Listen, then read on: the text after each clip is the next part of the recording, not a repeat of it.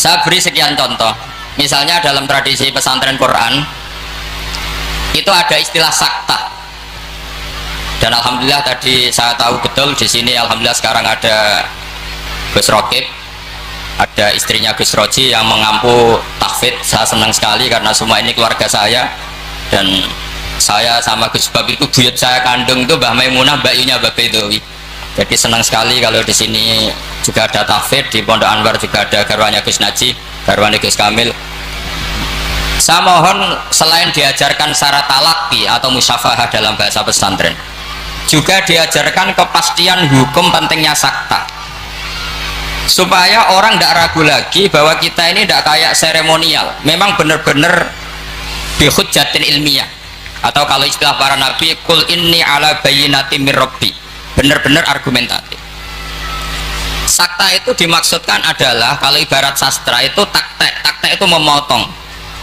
Jadi misalnya begini, yang paling terkenal tentu alhamdulillahilladzi anzala ala abdil kitaba wa lam yaj'al lahu iwaja. Terus disaktah qayyimah. Andai kan tidak ada sakta, maka bacanya gini, walam yaj'al, lan orang gawe sapa Allah lahu ing Quran, ora digawe iwajan ing bengkok. Qayyiman ya ora digawe jejeg. Itu kan jadi kacau. Ya Quran itu ya ada bengkok, ya ada jejeg. Tapi barokahnya ada sakta, Allah tidak membuat Quran sebagai sesuatu yang bengkok. Sakta berhenti itu menyimpulkan kalau tidak bengkok maknanya jejeg atau lurus, sehingga memang harus sakta. Begitu juga di surat Yasin, ketika orang kafir bangkit dari kubur, mereka bilang misalnya wa nufikha fis-sur fa idzahum minal ajdasi ila rabbihim yansilun. Terus qalu ya wailana man ba'atsana mim marqadina. Orang kafir ketika bangkit dari kubur, mereka tanya, mam ba'atsana mim marqadina, kita yang bangkitkan siapa? Tentu ini adalah qailul mustafhim, omongannya orang yang tanya. Terus kita sakta, terus kita teruskan, hadza ma wa'adar rahman wa sadaqal mursalun. Tentu hadza ini tidak sama pengucapnya, atau yang mengatakan itu tidak sama. Yang satu qaulul mustafhim atau qaulus sa'il, yang satu qaulul mujawib, entah yang jawab langsung Allah entah malaikat. Yang jelas itu beda yang mengatakan, atau beda qailnya. Berarti menjadi siapa yang membangkitkan kita, sakta, terus dijawab hadza ma wa'adar rahman. Andai kan itu dibaca langsung, maka hadza ma wa'adar rahman bagian dari yang dikatakan al mustafhim, bagian yang dikatakan man ba'atsana mim marqadina hadza ma wa'adar rahman, itu kacau semua. Sehingga saya mohon sekali semua ilmu yang kita dapatkan itu tolong dipastikan bayinahnya. Begitu seterusnya. Dulu Syekhina Kiai Haji Maimun Zubair itu sering gojlok, yasinan kok ora roh wakaf, itu kata beliau. Beliau itu paling nggak seneng kalau santri yasinan gini misalnya, fala yazunka qauluhum inna na'lamu ma yusirun, itu nggak seneng sekali beliau. Karena tentu maknanya itu fala yazunka qauluhum Muhammad, kamu jangan risau oleh apa yang mereka katakan.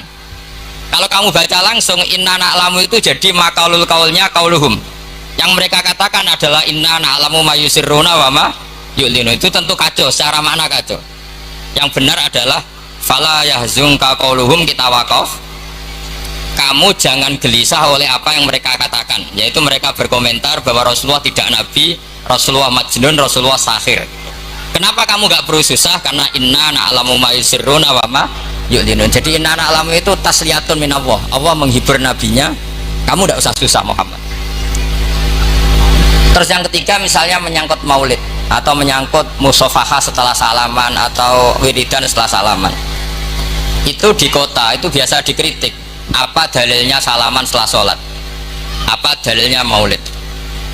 Anda sebagai pengikut ahli sunnah yang ala aswaja atau ala Islam Nusantara kalau bahasanya NU, saya juga sering dibully, Islam Nusantara itu apa Pak Ba? Apa terus menjadi firqah 73 menjadi 74 karena ditambah Islam apa? Nusantara. Begini loh logika Islam Nusantara itu. Di komunitas internasional itu kalau tidak Syiah itu dinamakan Sunni. Seorang lagi ya, di komunitas internasional itu kalau tidak Syiah disebut apa? Sunni. Sehingga misalnya perang Syiah Houthi sama Arab Saudi ya disebut Syiah versus apa? Sunni. Jadi Wahabi itu dalam dunia internasional disebut apa? Sunni, setidaknya dalam bahasa jurnalistik. Tapi kita dengan Sunni Wahabi itu banyak perbedaannya. Misalnya mereka anti wasilah, kita percaya apa? Wasilah. Tapi sama-sama dalam ikramus sahabah, sama-sama menghormati apa? Sahabat. Saya teruskan bayinah tadi. Sehingga orang-orang Islam kota yang Sunni Aswaja, itu mereka sering tanya, kalau setelah salam orang nyalakan HP boleh enggak? Ya boleh kan. Orang kalau misalnya mau ke kamar mandi boleh enggak? Boleh.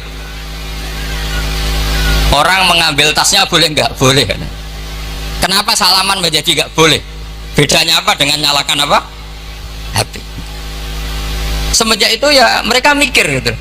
Ternyata mereka tasdid atau takalluf. Cara beragama itu takalluf, semuanya harus panduan dari Rasulullah SAW. Maka saya minta tradisi keilmuan di Pondok Sarang itu harus terjaga. Apapun pilihan ilmu itu harus ala bayinah, harus benar-benar jelas. Cara wong Jawa jelas welo-welo. Karena itu kecakapan Rasulullah SAW. Dulu saya berkali-kali cerita, dulu orang kafir itu sangat nganggap Rasulullah itu aneh karena mengajak ke satu Tuhan. Saya berkali-kali cerita logika ini, aja'alal alihata ilaha wahida inna hadza la syai'un ujab. Urusan kita banyak, problem kita banyak, kenapa Tuhannya satu itu tidak cukup Muhammad? Terus mereka sama Nabi didatangin, terus Nabi bikin argumen tandingan. Kalau kamu jadi pembantu lalu majikan kamu banyak, kamu suka enggak? Perintahnya beda-beda, seleranya beda-beda. Wah, tidak suka Muhammad, nanti kita repot. Ya sudah, Tuhanmu itu majikan kamu, kalau banyak-banyak kamu yang repot. Ya sudah, Tuhan satu aja katanya. Nah, itu namanya bayinah. Sehingga Allah mengajarkan itu secara jelas. Daraballahu mathalan rajulan fihi syuraka'u mutasyakisuna wa rajulan salamal lirrajul hal yastawiyani mathala alhamdulillah. Jadi zaman itu orang kafir pun langsung paham sampai bilang alhamdulillah. Allah membuat satu perbandingan, satu pembantu yang punya majikan banyak dengan satu pembantu yang punya majikan satu. Nasibnya baik mana? Tentu baik yang punya satu majikan. Akhirnya mereka paham, Tuhan kamu adalah majikan kamu, kalau banyak-banyak kamu yang repot. Ya sudah, satu saja. Nah ini yang dimaksud lam yakunil ladzina kafaru min ahlil kitab wal musyrikina munfakkina hatta ta'tiyahumul bayyinah. Ahli kitab apapun ngototnya pada keyahudian atau kenasronian itu tetap infikak, tetap akan tercerabut ketika ta'tiyahumul bayyinah, ketika datang penjelasan yang jelas, corong Jawa jelas welo-welo. Makanya saya minta anak-anak yang akademik ini harus menerima ilmu secara bayyinah. Saya masih ingat Mbah Mun itu ketika ditanya, ya jenengan damel kurikulum, maka bocah rapat iso ngaji Wahab, ngaji Mu'in. Kata Mbah Mun, sing ngaji tenanan ya ben Karangmangu. Saiki roh mondok sithik-sithik jamaah mbek ngaji mbek ora roh blas apik endi? Ya apik rondok ngaji. Ya wis berarti ya apik kurikulum kata dia. Artinya ya logikanya jelas. Makanya lama dulu tuh kalau bikin logika itu sesuatu yang nggak masuk akal saja, kalau lama dulu yang ngendikan tuh masuk akal. Dulu Abu Yazid itu punya murid namanya Syakik Al-Balkhi. Dia orang kaya, biasa donatur pondok, biasa mendonasi pondoknya Abu Yazid. Setelah dia perjalanan dagang di satu Sahara gitu, di gurun pasir, ada burung yang patah sayapnya, patah kakinya. Ternyata tetap dapat rezeki, dikasih makan burung yang waras, yang normal. Singkat cerita, si murid tadi datang ke gurunya, Pak Guru, saya sekarang mau jadi orang zuhud, nggak mau jadi orang kaya. Ternyata orang paling lemah pun, makhluk paling lemah pun dapat rezeki. Terus cerita kejadian tadi. Terus sama gurunya ditertawain. Kamu mau jadi orang zuhud, orang jadi orang fakir, terus dikasih orang, di rumah orang. Ya, ternyata semua makhluk yang lemah pun dapat rezeki. Kata gurunya itu, gojol gurunya itu, lima adalah tak tabiru anta. Kenapa kamu tidak iktibar dengan ditoir, katanya, dengan burung yang waras yang memberi? Pikiran kamu kok aneh, ingin kok yang diberi. Kalau sama-sama cita-cita ya seperti burung yang memberi. Terus Terus beliau gurunya dalil al-yadul ulya khairun minal yadis sufla, bahwa tangan yang di atas lebih baik tangan yang di bawah. Akhirnya murid tadi mencium gurunya terus bilang, anta ustadi, kamu benar-benar guru saya. Lah kenapa saya cerita ini? Supaya sanad ini tersambung sampai Rasulullah SAW. Misalnya guru kita Mbah Mun ikut ngurusi negara, jika negara ini meskipun nggak negara Islam tapi ukuran negara itu sangat Islam, logikanya gampang. Kamu ikhlas negara ini diatur oleh orang-orang yang nggak sholat, yang narkoba, yang macam-macam, apa lebih suka negara ini diatur oleh orang yang sholat, yang meyakini kebenaran Islam?